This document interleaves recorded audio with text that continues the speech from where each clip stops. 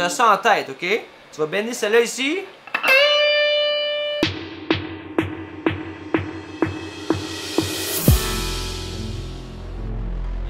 Il faut toujours penser au placement de ce qui s'en vient. Alors, on prend le futur et on l'intègre au présent pour être capable de bien vivre le futur.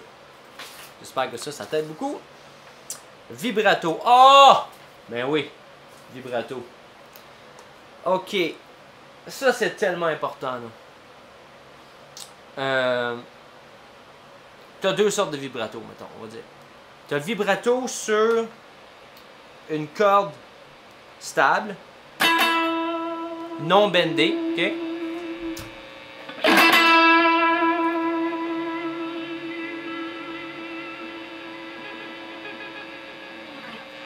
Et le vibrato sur une corde bendée.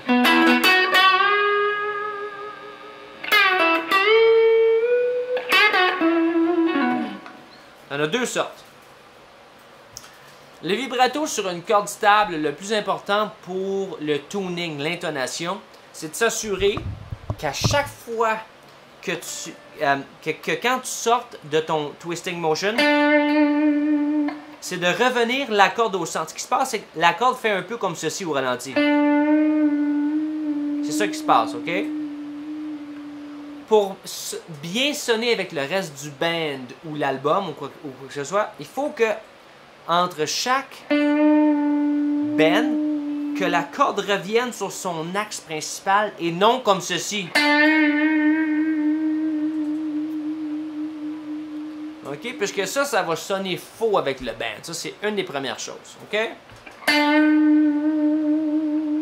Non.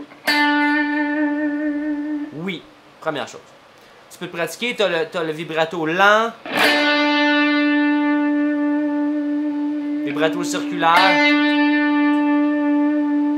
vibrato de côté, il y en a qui font ça de même, vibrato rapide,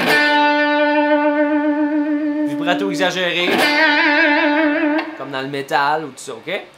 Tu en as plusieurs sortes, et ça, c'est quelque chose qui vaut la peine de passer du temps en transe, bien relax, à vraiment le faire sonner comme tu l'entends, comme tu le veux.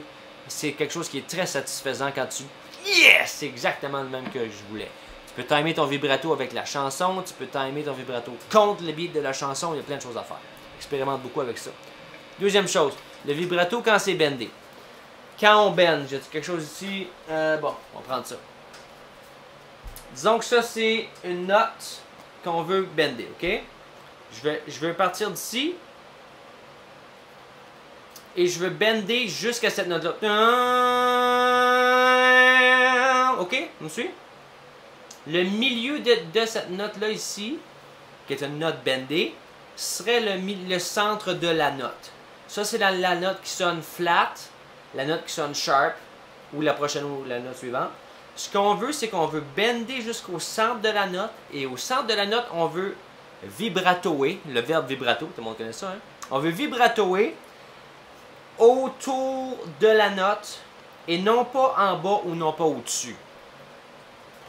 Très, très, très important. Et les vibratos qui sont bendés, qui sonnent juste versus faux, est un des premiers signes d'amateurs à professionnels ou de, tu sais, comme c'est pas le fun écouter jouer versus c'est le fun. C'est une des premières choses. Exemple, tu vas prendre, mettons ton ré. On va prendre, tiens, ça c'est un do, ça c'est un ré. Donc, on a la tonalité de ré, on s'imagine cette note-là.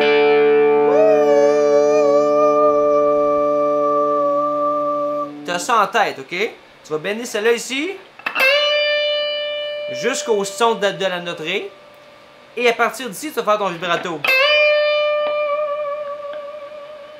Et non pas ou non.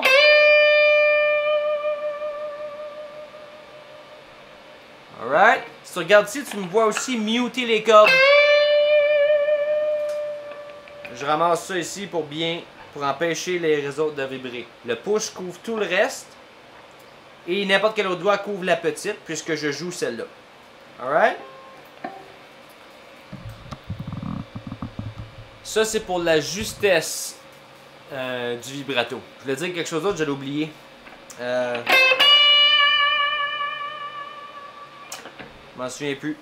J'ai oublié, si ça me revient. Mais j'ai sûrement d'autres questions qui vont venir là-dessus et on va y revenir. Alright? Keep on rocking. Passage du classique au blues moderne. Oh là là là là là là là là.